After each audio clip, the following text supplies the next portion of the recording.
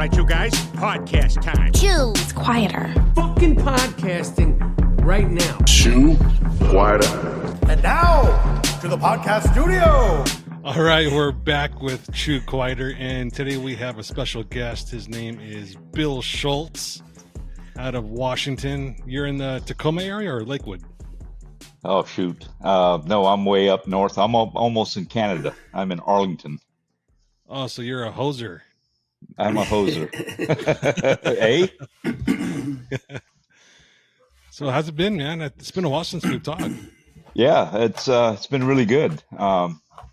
As you all know, I got out of the off-road scene a couple of years ago. Just been taking it easy and got back into racing, but a different kind of racing now. I'm drag racing instead of playing in the dirt. There's not much difference, though, is there?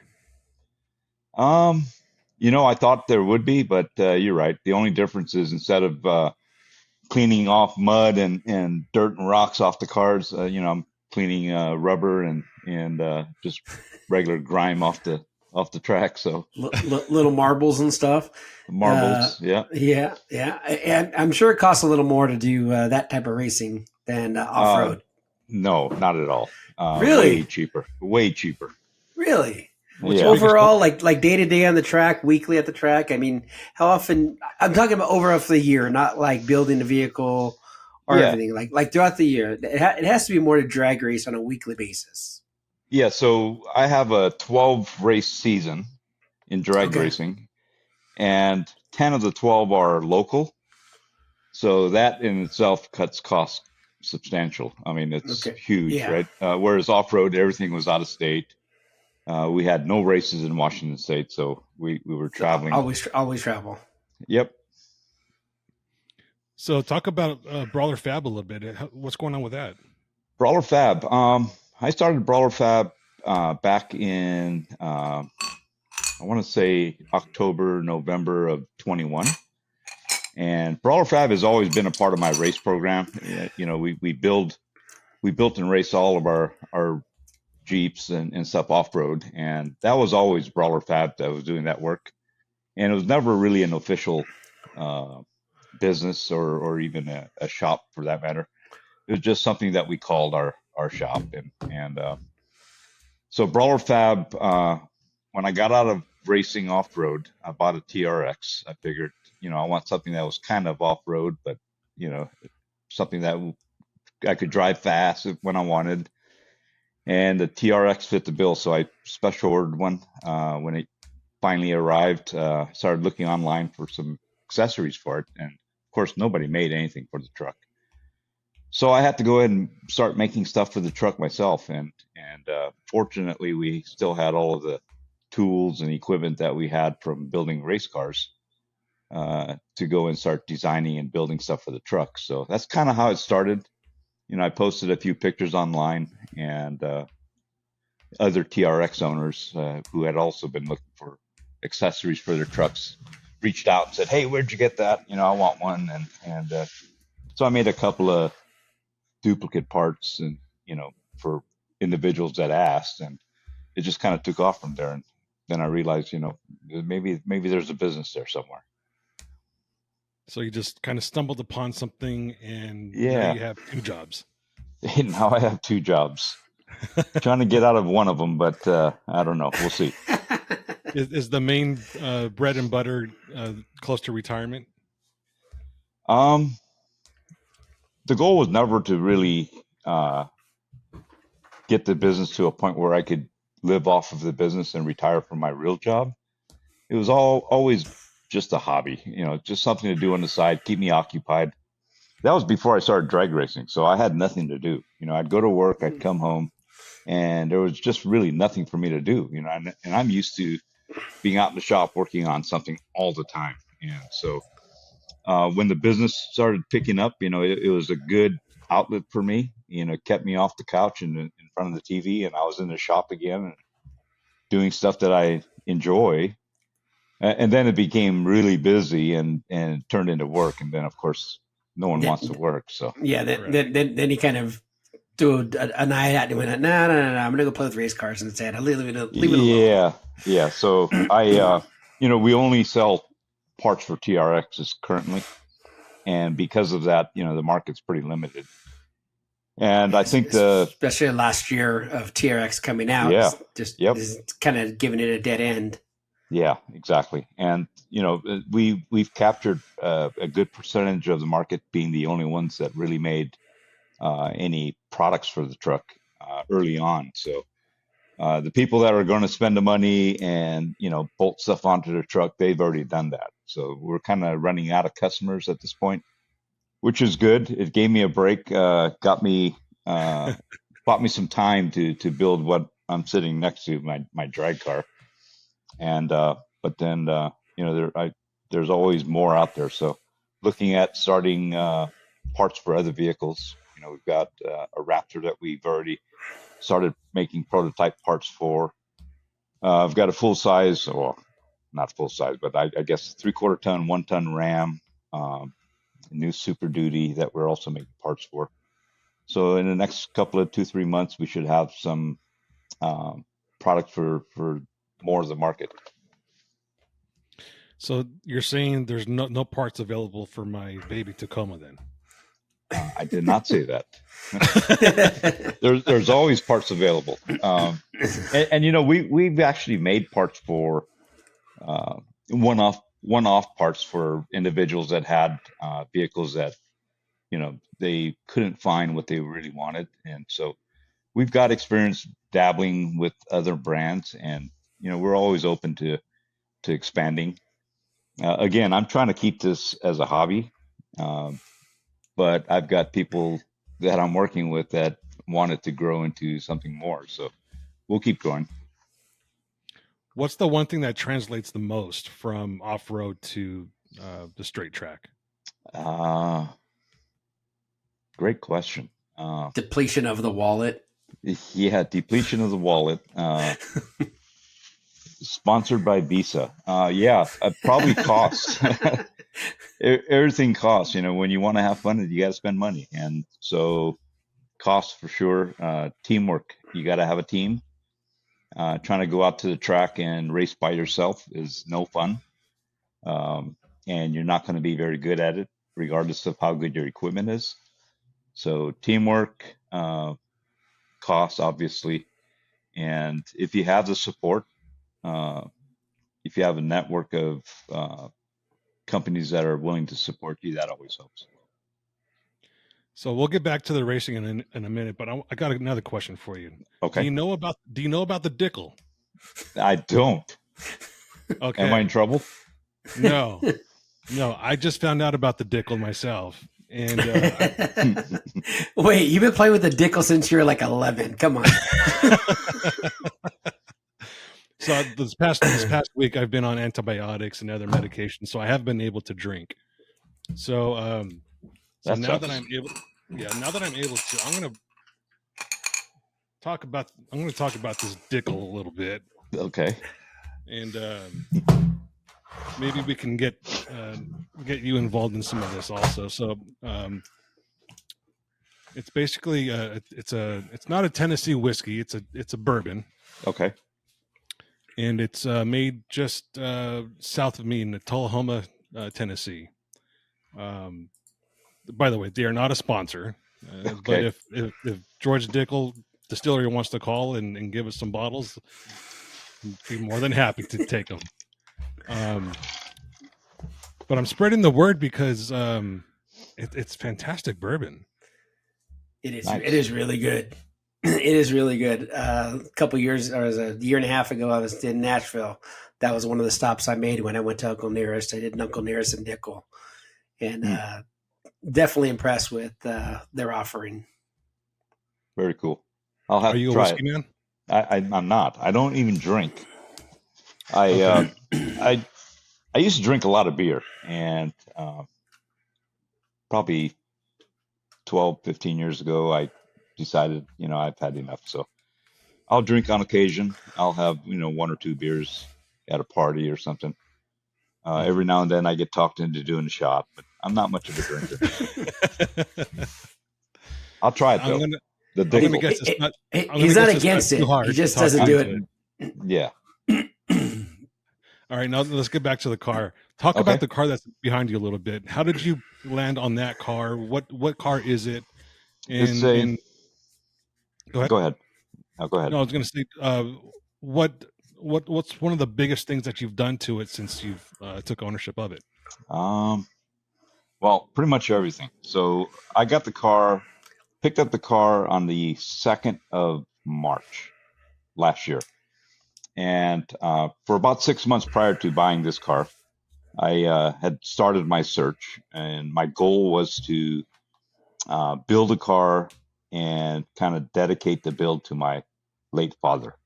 And the reason I picked the car that I got is the last new car he bought was a 1972 Dodge Dart.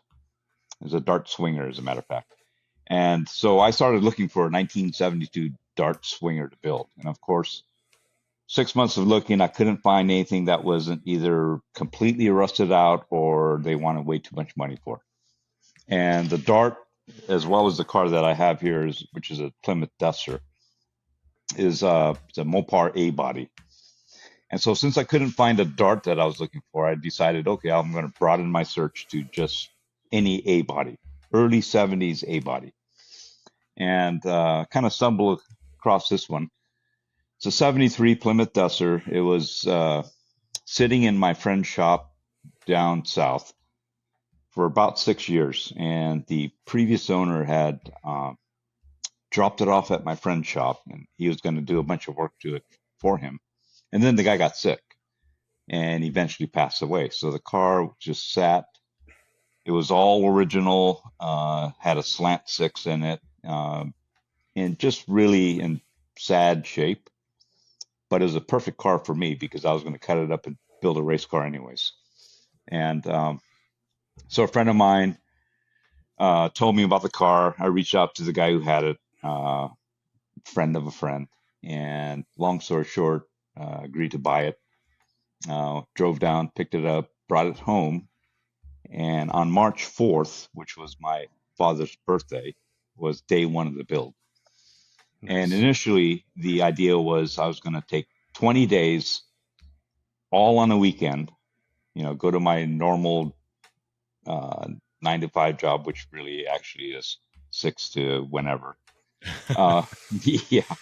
And only work on it on the weekends. And the goal was to completely strip the car and build a solid street and strip car, something that I could drive on the street, take it on a cruise, go to the racetrack, drag race it, and have it done in 20 days.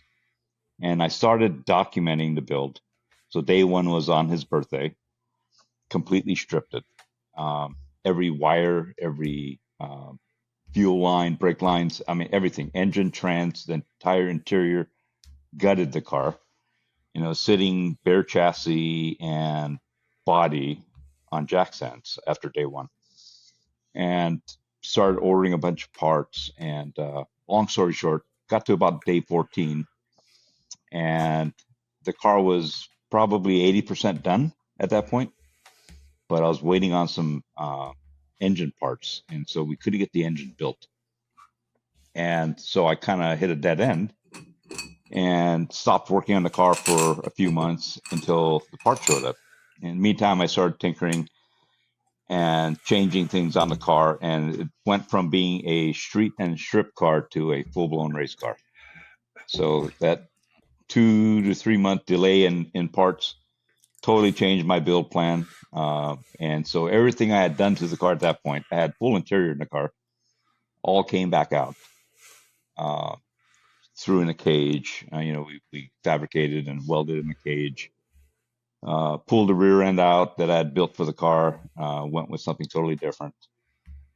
Just everything I had done to that point came back out and totally restarted the build. Now it's ready. It's unfortunately all the tracks are closed in our area, so I'm kind of waiting for the season to start. We're going to go. Hopefully, if weather permits, we're going to go to Vegas at the end of this month, and they've got their season opener at the Las Vegas Motor Speedway. We'll go down there for the first race of the car. So, Bill, I don't know if you know this or not, but I'm kind of a legend in the Southern California drag strip scene. Are you really? I knew Yeah. you were a legend, and I knew you were from Southern California. Did not know about the drag strips. Yeah, so I'm the only guy at the Pomona racetrack to sit on the tree for 5 seconds after the tree went green. Okay. No, true story. So I used to have this truck, and I had no intention to race it on a track at all. Uh-huh. It was always just on the street, just a show truck, that sort of thing. And I was in a car club at the time, and they organized, hey, it's going to be an open track at Pomona. Let's all go down there and see what our vehicles can do. That was the first time ever I had been on a drag strip. Uh-huh. So I roll through the first stage where the water is, and I didn't burn off the water on the tires. Okay. So I guess that was my first mistake. And people were like, "Hey, stupid! You're supposed to do a burnout to get your tires hot a little bit." Yep. I had no idea. So I stage, and the tree comes and gets the second green, and I'm like, okay. And then I let off the clutch, and the tires just spun because I didn't burn that shit off. Yeah. So I think my reaction time was actually close to 5 seconds. Wow. Because that's awesome. Yeah. not the kind of legend you want to be. No, not at all. Wrong legend. Reason for being a legend. Yeah. That's cool that you drag race, though. I didn't know that about you. Well, I didn't. That was my first and only race. Yeah.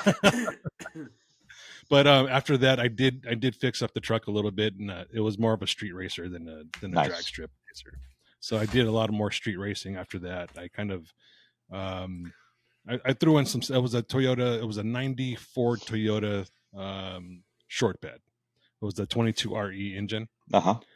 And so at the time there wasn't too much for it, so I did a custom 4-to-1 header, no exhaust, no cat, MSD ignition, opened up the throttle body, opened up the air intake, and that sort of thing. So it was pretty quick for what it was. But back in, this was 97, 98. Mm-hmm. Around there. That was like 103 horsepower as a Fury. Yes.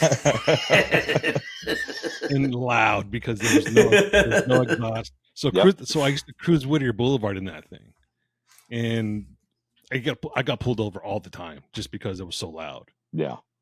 And then one day, one of my friends, he bought a new car and he thought it was fast, and he said, "Hey, let's go race it." And back then I wasn't even 20 years old yet. Wow. And we found a street that happened to be a residential street, and we're racing on a drag racing on a residential street with cars parked on the side on the curb. So you can imagine there's we're racing 4 cars wide in some spots. Oh geez. Yeah, really fucking stupid shit. Yeah. And we got to a part of the street where there was some drainage, a little dip, and I went from 4th gear and I slammed it all the way down to 2nd instead of hitting the brakes. So everything locked up. Mm-hmm. And I skidded right through the drainage. When I hit that, because my truck was lowered, I hit that, I caught air. I went straight into a telephone pole, snapped the telephone pole in half, blew up the engine, blew the A-arm off of the, it was just a mess. So I totaled the truck. Wow. And that was the last time I decided, okay, maybe racing isn't for me. I should have learned my lesson at the track. Yeah. So what makes your car not street legal? It's actually licensed and registered, so it technically is legal. But I do have full exhaust on the car. You just choose not to race it on the street or drive it on the street. Yeah. So the original engine that I started to build, and of course we couldn't get parts for, was a lot milder than what's in it now. It lower compression, ran on pump gas. This engine's high compression, runs on race gas only. So that in itself is enough reason to not want to drive it on the street. What? $10 a gallon? $20 a gallon? Are you $25 a gallon? $16 a gallon. And $16 a gallon. It probably gets 4 miles to the gallon, probably. Quick trick to the Albertsons here, honey. Yeah, and $38 later. Yeah, and the car's gutted, so it's as light as I can get it without putting a bunch of fiberglass parts on the car. It's just uncomfortable, loud. You're not cruising it. Yeah, You're not taking it out. You're not driving it down Seattle down to Dick's with Mix-a-Lot. Yeah, right. I do drive it around the block from time to time, and I will do a burnout out front. But that's pretty much it for street driving. His neighbors probably like him like mine do. They actually come out and video it when I bring it out. They're out there with their cameras, and yeah, it's pretty cool. Nice. What size tires are in the rear? Well, they're 29 1050s. Slicks, obviously, and I've got 26 by 4 inch wide front runners, so perfect drag setup. So what kind of horsepower do you have right now?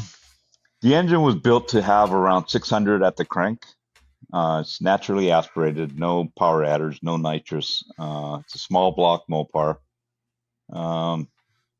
We had it on chassis dyno and made 440 horsepower to the tire.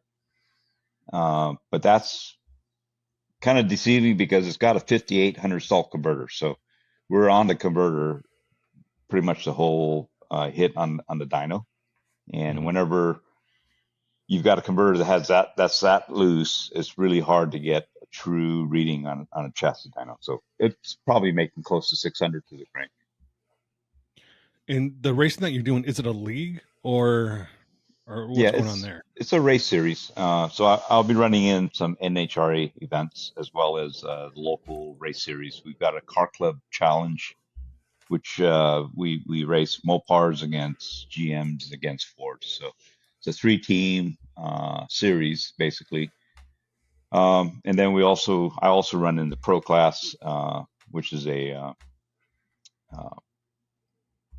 not a whole lot of rules, but you got to run within a certain time, and it's all bracket racing, so no heads up racing. So is it structured where if you're within a certain horsepower, you race against these guys, and if you're over that horsepower, then you're in a different class? Is that what's going on? Yeah. So for the car club challenge, the car has to be a licensed, registered, street legal vehicle.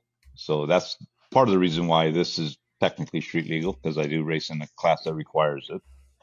But then in the pro class, there is really no rules as far as how much horsepower you're making, what size tire you run. But there is a time. You can't be faster than a certain time or slower than a certain time to fit within that class.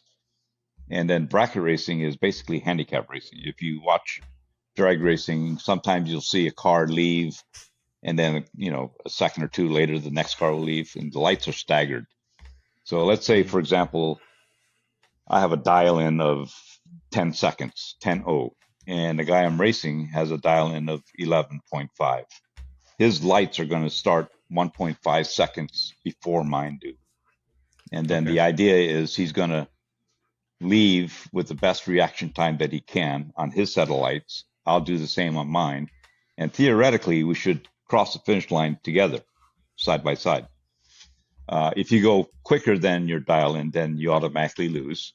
If you red light, you automatically lose. So there's a lot of strategy involved. Sometimes people will put a dial in that's not as quick as their car truly is, and they'll catch the guy in front of them, let off, and just barely inch him out at the line.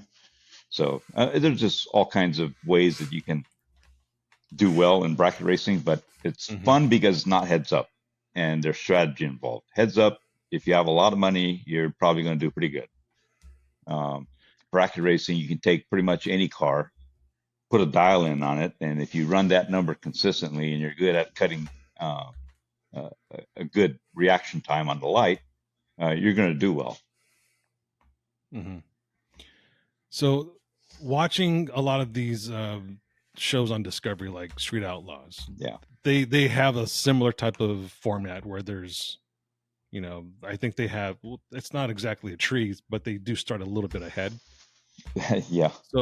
So when you watch something like Street Outlaws, do you laugh at it, or do you sit back, and try to learn something from it? It's a different kind of racing. For one thing, they're racing heads up, and the guy with the most money wins when it's heads up race. Well, not always. You got to have a little bit of brain, behind the wallet. But they're racing heads up, and they're trying to get to the line before the other guy, and they're supposed to leave together, right? So when that flashlight turns on, you go. And whereas bracket racing, like I said, with the staggered start, it's a handicap racing. So we're not going to be leaving necessarily at the same time, but the faster car should catch the slower car at the end of the track.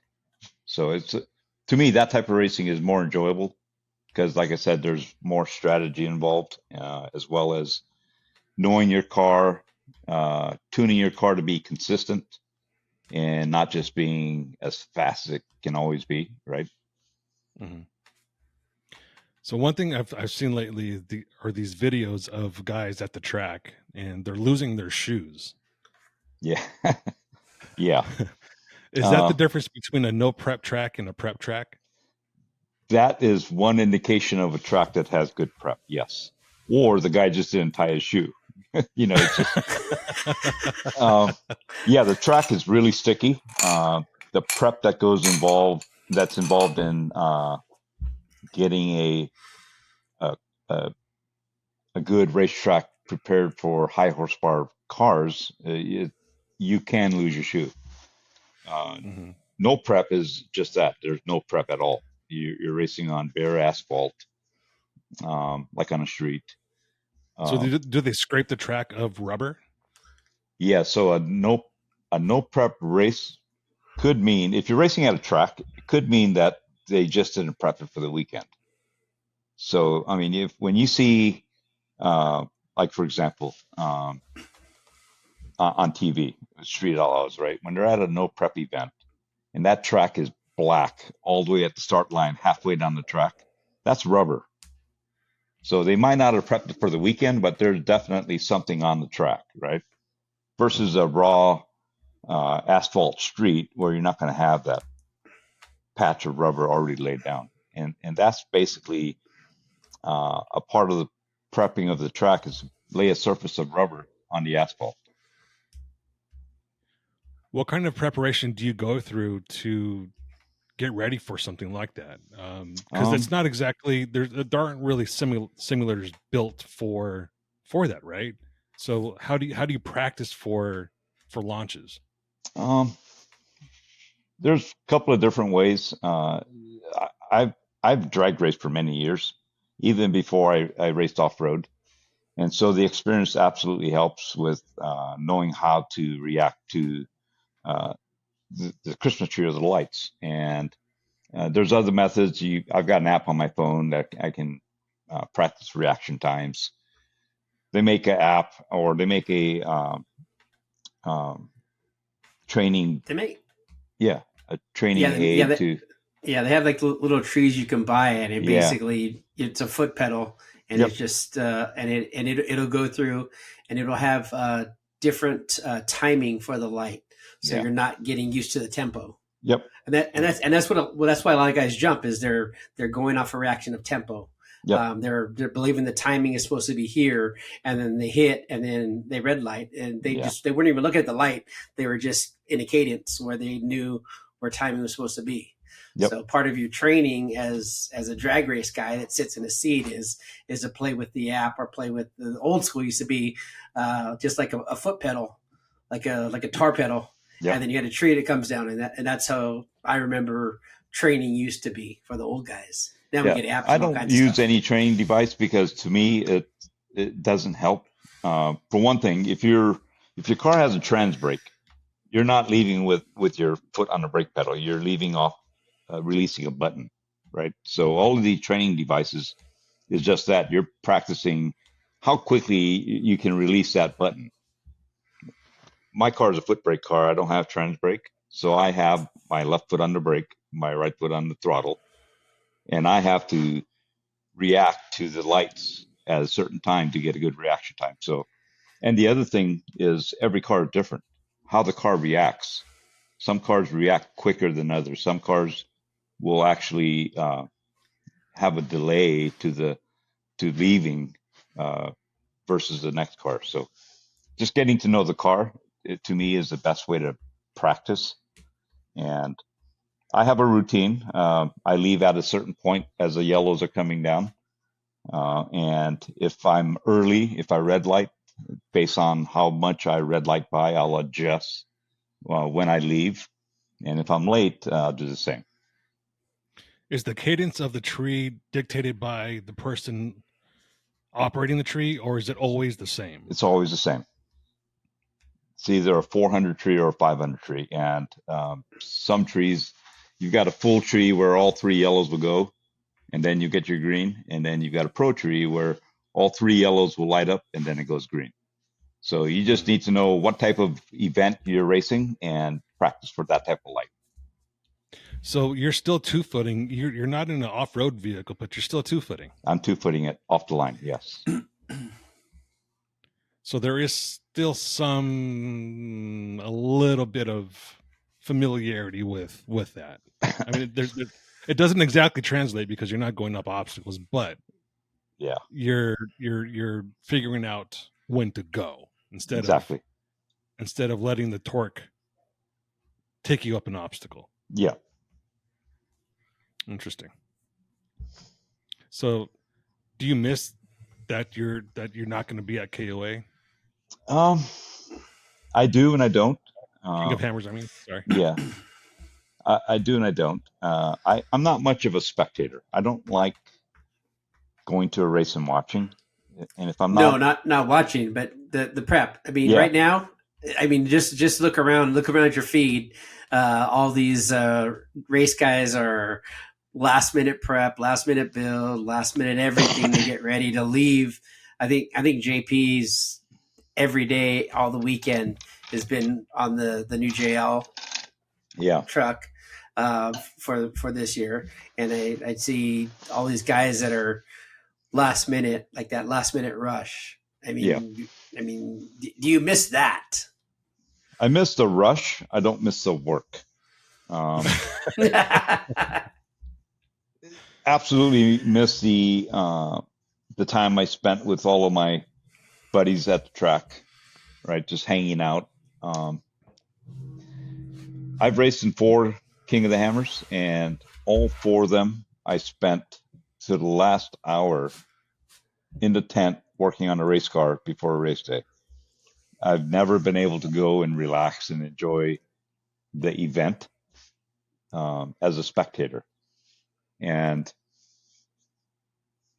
I'd like to go and watch as a spectator just to see what it's like, because I'm sure I missed a lot, right? I mean, I was in the tent working on the car every race, and never really got to cruise around and hang out.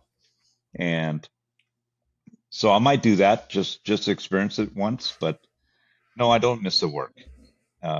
It would probably help if it would probably help you if you didn't buy JP's old cars. Yeah. Only bought one. Only bought one. Yeah, that one was a nightmare. No, actually, it wasn't bad. Once we got it sorted out, it actually turned out to be. Once we fixed all this shit, it was good. It turned out to be a really good car. No, it got delivered to Moab one year, and I remember we were out. We were at Pritchett. Yeah, and you had no brakes. There was no brakes on it. I almost killed Gabe. Yes. So speaking of, I actually was going to show you that. So let me bring that up really quick. Okay. Because this is something that I was going to ask you anyway, and I'm glad Armando brought it up. I want you to walk me through what was going through your head. All right. So even before the video starts, I'll tell you this. JP had me. Oh yes, pause the video for a second. JP was lining me up prior to me going for it, right? And he said, "Back down, come up, go down, come up." I don't know, 3 or 4 times, and finally I said, "Fuck it," and I just stood on it. And I think if you listen to the video, he goes, "Or do that," or something like that. So I'm gonna go ahead and play this. Okay. And then you can just kind of walk me through what was going through your head as soon as you launched. As soon as I launched, it was pretty awesome. And then the car went to the right, and I saw you, and I said, "Oh shit!" I wonder what Ryan was thinking.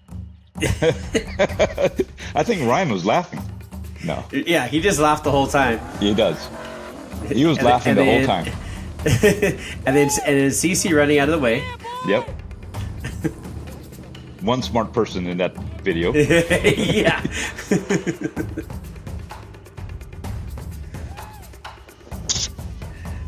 Yeah, so I'm probably not the smartest person standing on that rock. I mean, I was close. If that rock wasn't there, I would have been toast. Yes. And there was no getting out of it either. I mean, there was nothing I could do. That all happened in a split second. Yeah. So, I mean, as you can, if you guys are watching this, instead of just listening to the feed, if you guys are watching this, this is on season 2, Kingdom Crawl. I think this is episode 5, episode 4. Sorry. I don't know if I was froze or just so focused on getting the shot, but I didn't move. Yeah. I don't know if you noticed that. I didn't move. You did not move. Yeah, there was no reaction. There was no personal welfare. It was just what happens. Yeah, I was just like, fuck it. If it's gonna hit me, it's gonna hit me. It's gonna be a great shot. I'll be famous. Fuck it. I'm not a photographer, but I think when you watch videos of people filming, say, a baseball game or something, and how many times have you seen the ball go right into the camera? And that cameraman did not move until after the fact, right? I think you get laser focused on what you're shooting and don't realize something's coming right at you until it's too late. Well, you know what? I don't know where I would have missed a shot. Yeah. I don't know where I had either my egress would have been either downhill or backwards. Yeah. And either way, no, jump on the truck. Jump over the truck. Jump on the truck, just like on the cage. Just. But either way, I would have been fucked. Yeah. I would have been hurt. I would have been dead. I would have been something. But yeah, thankfully that rock was a little as high as it was, because that's what stopped you from going to the right even more. Yeah. But I think that rock also have to get up that final little ledge. Do you remember? I think it was the year before.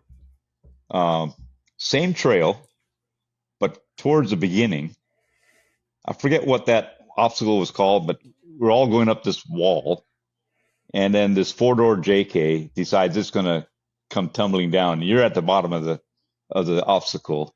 Yeah, that was who was that? It was a white. It was a white JK, right? Yes. Yeah. And I got a picture of you. You look like the Heisman Trophy winner. I mean, that trophy.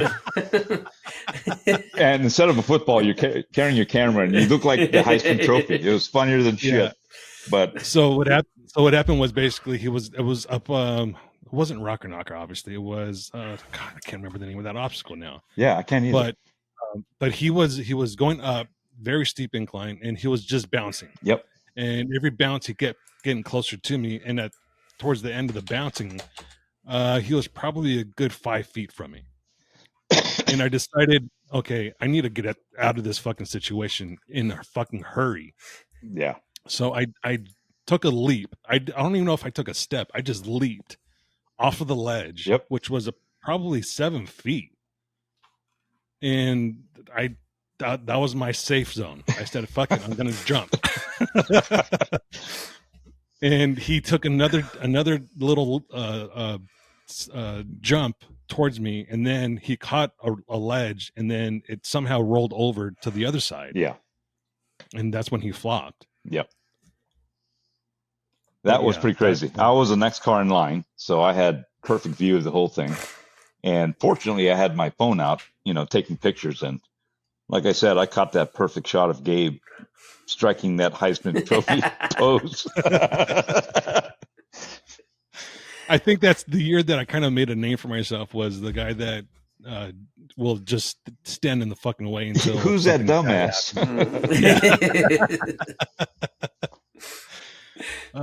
that was a good year, though. I remember That that was. year. There was a lot of shit happened that year that was fun. Yep. And I think that was the first year I met you, actually. It was.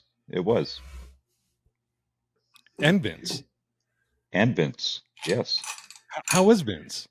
He's doing good. He's kind What's he up of to? laying low. A lot of work, a lot of home improvement type projects, and just, his kids are starting to grow, so he's spending more time with the family, which is nice. And yeah, he's doing good. I think that was the first year I was introduced to the Brawler Brownies, too. I think so. Everyone. Oh, brownies. Oh. Yeah. I got to take it easy on those things, because I don't know if you've heard, but I've been on a diet. I've Oh, been good for trying to you. diet. So I've lost a bit of weight, but yeah, I would kill a tray of those brownies right now. And it's probably the alcohol talking, but I would still Maybe. kill a tray of the brownies. Yeah. Armando, are you looking for the name of that obstacle? No, it's not Chewy. Yeah, It is. I think Is it Chewy? It is Chewy. Yeah. Okay. No, I was trying to think. I think the guy, the white JK, was it David? No, David. So it was David. David had his camera gear in there. David Price. Okay, yeah. Was It was David's camera Price. It guys was there. stuff for there. Okay.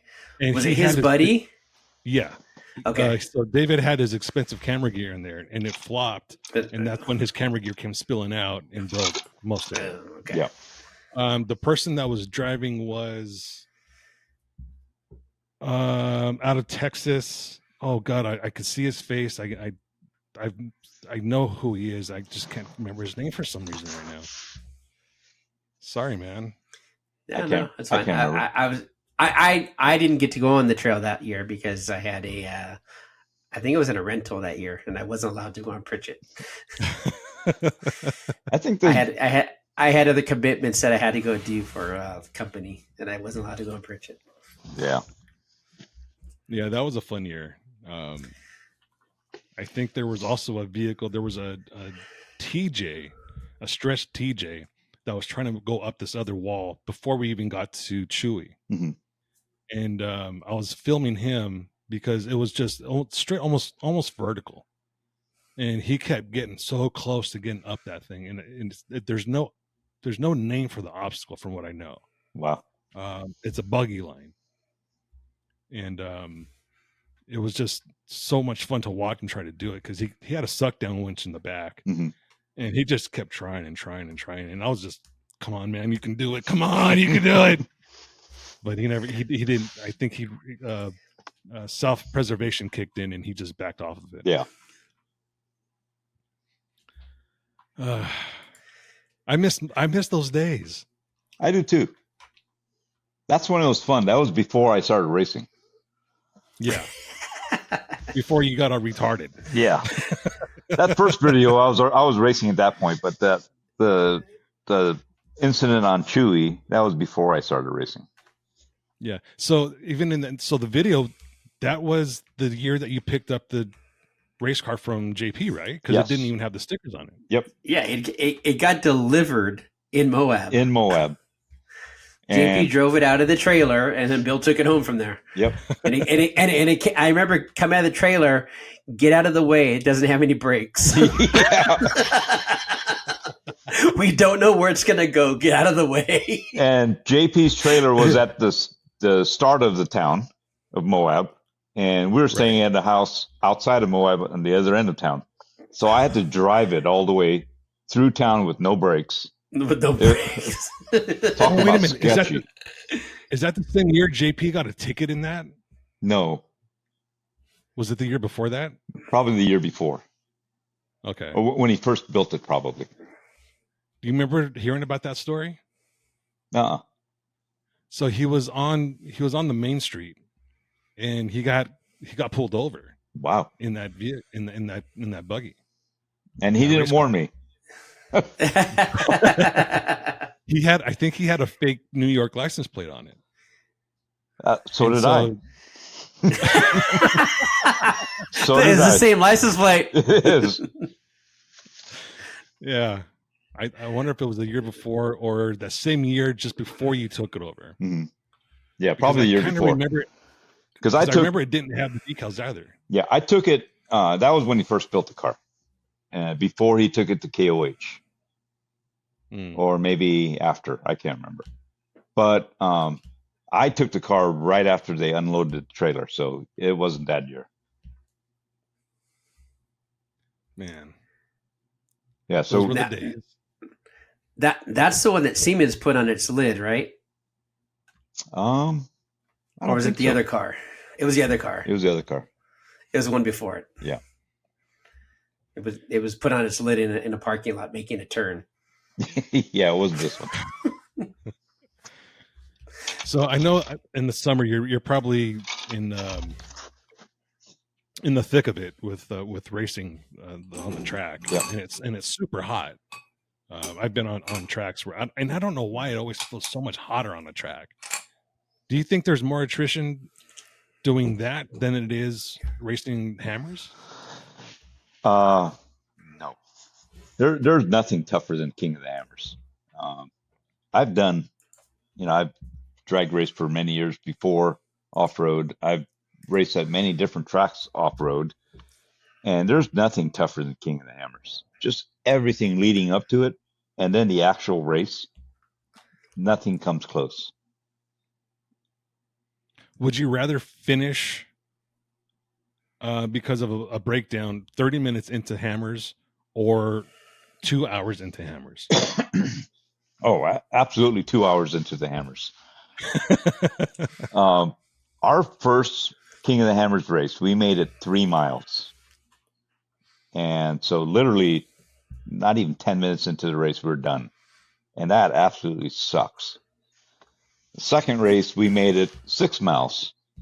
So we had twice as much time on the track, but absolutely sucks when you go through all that work and prep to get there. The flag drops and you go out 3 to 6 miles and you're done in a 180-mile race. Yeah, no, thank you. Was that in the two-door JL? That was both in the JK. In the JK, Yeah. okay. And then So one time it was Vince, the other time was Ryan, correct? no, so both times was me driving and Vince as co-driver. Our Okay. first two King of the Hammers. And the plan, Vince and I built that car together. And the plan all along was for me to race it for the first 2 seasons. And then on season 3, Vince would take over. And so that was kind of Vince's training because he had never done anything like that before. And never been involved in any form of organized racing before. So, and I have. So I was kind of preparing Vince for to get into the driver's side on year 3. Long story short, I decided after 2 seasons I was done. I wasn't going to race anymore after the second year because it's just too hard on my body. And You're old. I'm old, and it was just beating me up. I don't know what's tougher. Probably the road trip to the track and the road trip back. It would just kick my ass every race. And so I told Vince, sorry, but I can't do it anymore. And then Curry Enterprises reached out to me. Garrett, actually, from Curry, says, hey, what are you doing next year? And I said, I'm not doing a damn thing. I'm done. He goes, no, you got to build a JL. You know, there's nobody racing JLs that had just come out. And I'm like, nah, seriously, I'm done. I don't have the energy to do it. He goes, well, we need somebody to build a JL. And, you know, we'll send you axles, whatever you need. So I'm like, you know what? Let me see what I can do. And so I called my dealer and told him what Curry wanted to be a part of. And the dealership was all over it. They're like, shit, we want to be a part of this too. So they gave me a huge discount as part of a partial sponsorship on the Jeep. And then Curry, of course, gave me the axles, and JP helped me out with the suspension. We tried out something brand new on the JL that had never been run before. And we put that car together in 3 months, 3.5 months. Wow. That's fast. Didn't have the axles until like 2 weeks before the race. And was literally 2 hours before the start of the race, dropped the car off the jack stand for the last time. We had it ready on the lake bed. But yeah, so the JL was the first KOH. It was KOH number 3 for me. It was the first KOH that I actually made it more than halfway. So the first one was 3 miles, second one was 6, and we made it 120 something miles on the third one with the JL. And that one I was really disappointed in. We actually timed out. Actually decided to turn around and head back to town because we knew we were going to time out. We didn't want to be out in some tough rock terrain in the dark and the race is over. So we decided to turn around and come back. But the reason we timed out is, and we were actually doing really well, and we were on pace to actually finish. I think it would have been close, but we came up on a car that was on its side, or Jeep on its side, and the driver was hanging out of the front window or windshield opening, shaking, trembling. And we were like, oh shit, that does not look good, right? So of course Ryan hops out and pulled the driver out of the Jeep, made sure he was okay, came back to our Jeep, got some water, and was tending to the driver of this Jeep that had flopped. And all of a sudden he hears something coming from the Jeep and like, what the hell is that? So he goes back over and the co-driver was still strapped to his seat, hanging pretty much upside down in the passenger seat of his Jeep. So he pulled the co-driver out, made sure they were both good. And then now, okay, they're good. We got a hold of KOH Recovery. They're on their way. And Ryan and I talked about it. Do we continue or do we stay with them? Turns out the guy, without mentioning any names, the driver had a medical condition that was acting up at the time, and it was bad. It was bad enough to where we were concerned that we didn't want to leave him. So we stayed, and it took recovery over an hour to get there. And when recovery got there, they took the driver and the co-driver, and we were finally free to go proceed with the race. We were looking at the trail, and this Jeep is blocking the one line that's there. So we helped the second team of recovery crew recover the Jeep, get it off the track. And that's when we decided, you know what, we've been sitting here for 2 hours now at this point.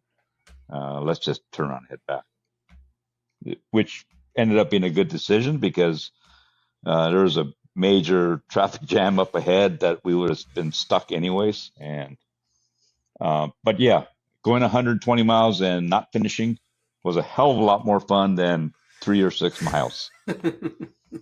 So that brings up a question. When there's a medical emergency like that it sounded like there was a bottleneck on the trail. Yeah. Does the race get red flagged at all, or is it modified, or what happens? I don't think there's ever been at a King of the Hammers anyways, a medical emergency that stopped the race. On a short course, absolutely. If there's a big wreck and there's a medical emergency, they'll stop the race. But KOH is a little different. You're out in the desert. You've got 180 plus miles of terrain, and we're all scattered everywhere. We're not really running in groups or anything. And we only came upon this one guy because he was ahead of us, and until he wasn't. Yeah, they wouldn't stop the race for that type of situation. But yeah, it wasn't a good situation for us to leave, and so we stayed, and Of course, it cost us the race, but that's okay. Well, good on you for helping them out. It sounds like it was a serious situation, and they definitely needed some sort of attention. So Yeah. good on you. Thank you. Hopefully somebody do it for me. I mean, I'm old. I'm the guy that should have been flopped over and shaking like a fish or something, you know? So what goes through your mind when you're at the starting line and it's you know, T minus 10 seconds and they're counting you down and the flagger is stepping to the side and you're about to go. What's going through your mind?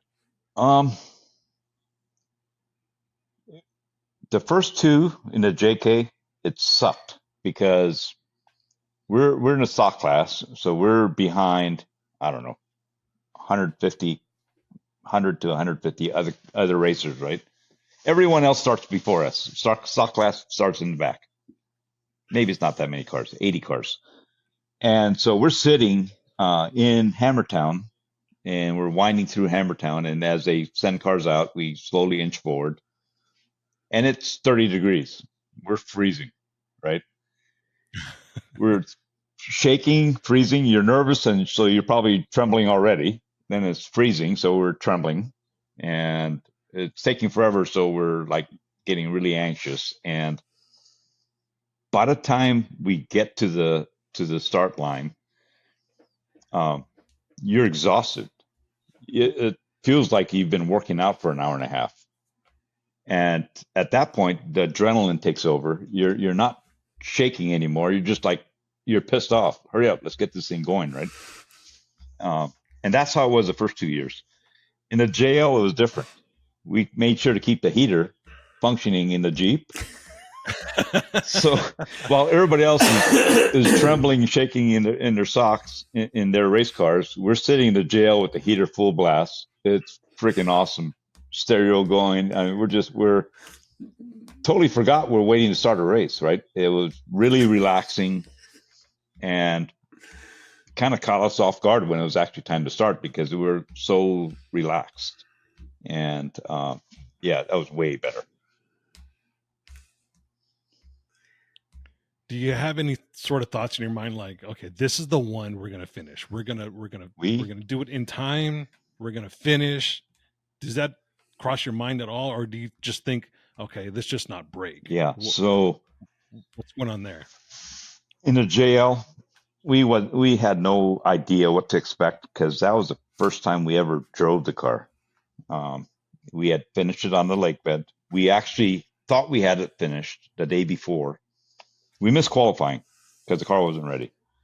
And then AccuTune was out there JP set up some shock tuning for us. So I can't remember the guy's name, Mike or Mark from AccuTune. I'm sorry if I got your name wrong. Met us out in the lake bed to go do some shock tuning. And so we thought the car was done. We go out, we do 2 runs over the whoops and smell coolant. So find out there's an issue with the cars. We couldn't finish our shock tuning. We didn't get the car done until 2 hours before the start of the race. So really had no seat time whatsoever and had no idea if the car was going to survive, right? We didn't know what was going to break next. And the car actually survived. Nothing broke during the race. But so we had no expectations to finish. We just wanted to go out, have fun, get as far as we could. And after we came in for lap 1 and headed up to lap 2, we felt really good because the car felt good. The crew in the pits told us, you guys are making good time. Just stay after it. Don't push the car too hard. You'll finish. And we were, like I said, we were on pace to finish if we kept going at the rate we were. So we were really pleased with how the car performed, but zero expectation to finish. My 4th KOH, however, with the JKR, JP's old car, I absolutely thought for sure we would finish. That car was dialed by the time we started that race. And unfortunately, we broke. I won't mention what we broke because It's kind of stupid, but unfortunately we broke and we didn't finish. But that was the one race where I felt confident that we would finish, and we still didn't finish.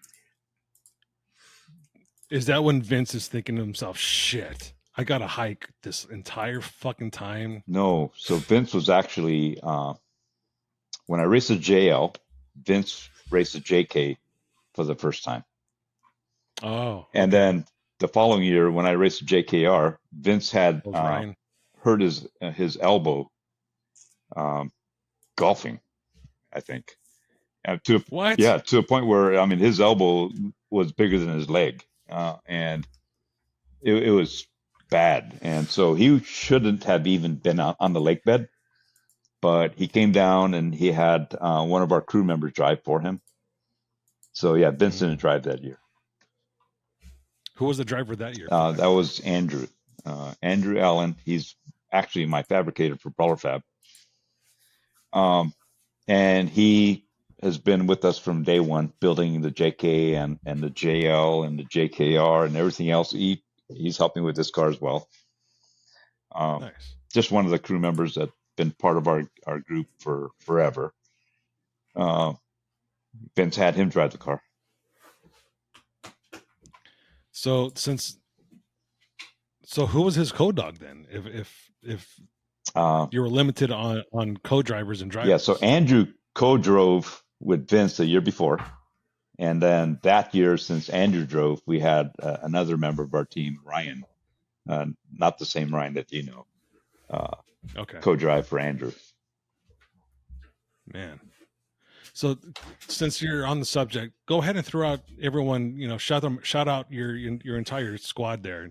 Give them some props. Yeah, so we've kind of thinned the herd, so to speak, since we left off-road. There's still some members of the team that are still actively racing, but obviously Vince, we've talked about Vince. Vince and I started this thing together from the very beginning. Ryan and Whitney have been with us from the very beginning. Andrew Allen has also been with us from the beginning. Been a huge help with, like I said, building all the cars that we've built, including this one. And that's pretty much it for our off-road team. Everyone else has kind of gone their own way, doing their own thing. Now that I'm drag racing, I have a different group of friends that help me with the car. I've got Tom, who's a coworker at my real job. He's got a lot of knowledge in engine building, chassis tuning. Friend Brian, who recently retired, also very knowledgeable in old Mopars and drag racing. So a little different group of people that I kind of hang out with now, but still keep in touch with everyone from off-road. Ryan and Whitney have been a big part of me drag racing. Prior to having this car, I didn't mention it in the beginning, but I actually, when I bought the TRX, I actually drag raced a TRX and had so much fun that I had to buy a car that I could just drag race. And so I bought a Dodge Challenger Super Stock, and I was trying to get a Demon, but I couldn't get a Demon. So I ordered the next best thing, which was a Super Stock, and it's pretty much a Demon without the crate. And you'll hear Super Stock guys say that all the time. The 9-second factory 9-second drag car, right? And yeah, so I drag raced that all of last year, and actually finished second in points with that car, which is pretty cool. Nice. While I was building this one, so this season it'll be this car only. The Super Stock I've kind of tucked away in my garage, and it'll just sit there. I won't ever race that car again. Is Whitney still taking photos of you even on the strip? Yeah, so she started Brawler Photography, and so all of the drag racing photos that I post and she posts, she's taken probably 95% of them. Sweet. Yeah.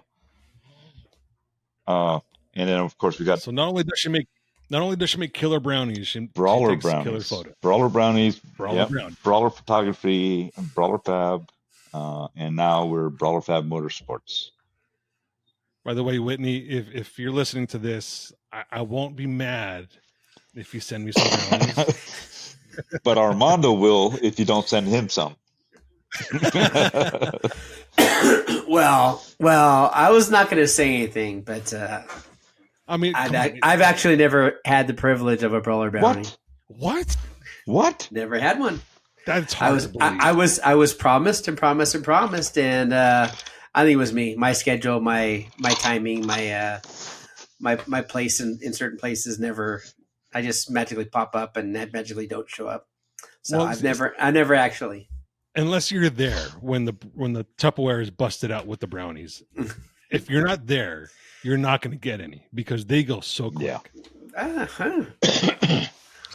So I guess I can see that. But just to say that you've never had a brawler brownie is just fucking mind-boggling. I know. We'll make sure to get you some. Actually, I think I still blame Scott for this one. Yeah, I would too. It has to be Scott's freaking problem. It's all Scott's fault. I was going to ask. It's probably Scott's fault. Poor Scott. No, there's nothing poor about that boy. Yeah. Fuck Scott. It's Scott's fault that you probably broke down on those races because even though it's not a Jeep part, it's just probably his fault anyway. Speaking of Scott, when we're struggling with the JL trying to get it done on the lake, but he actually spent hours in the tent with us, calling his engineer buddies back in Detroit at like 1 o'clock in the morning. Hey, what about this? What about it just Why is this not working? Why does this keep locking? Yeah, we up? had all kinds of electrical problems and just all this weird shit that because nobody's ever built a JL before, right? And so he was a huge help on the lake, but that was awesome. All joking aside, Scott is as the Hebrews say, he's a mensch. He's a really good guy. He is. Just fun guy, good guy to know. He'll be there for you. Yep. He's if he's on your team, he's on your Yep. team. Yeah, and that the tech support. I mean, he gets the I blame Scott, but he does so much more to help than the blame. But the blame is just us fucking around with Yep. him because he deserves it. And he after spending all that time in the tent with us, helping us to get the car ready. By the time he left, he hated us. He hated me. Fuck you, Bill. Right. And I felt bad, but at the same time, like, fuck him. I don't care. Right. The Jeep's running now. I'm good. But that guy made it a point to find us before we started while we were in line. And good guy. Thank you, Scott. I know you're watching. Shout out to Scott. Yeah. We love you, Scott. Sometimes. Unless we're missing a hex bolt from something. Yeah. Or the wiring's all screwed up in my JL. Or the heated steering, or the heated steering wheel's too hot. Yeah. Well, Bill, listen, I appreciate you joining us and kind of catching up with us and talking about the past and the present and what's going on in the future for you. So we wish you luck with your series. I hope you stay safe. I hope your car kicks ass. And, again, thanks for joining with us. Cool. Well, thanks for the invite. I still don't understand why you wanted some old guy on here, but Hey, we have some good memories. We have some cool stuff you're working on now. yeah, we do. And we don't want to keep you too long because we know you got to pee. Yeah. Are we there yet? yeah. We're an hour 8 in. You're you probably got to pee. I do. All right. Thanks, brother. All right, man. Appreciate it so Thank much. you. Take care, guys. Everyone, Take care. Thanks for listening.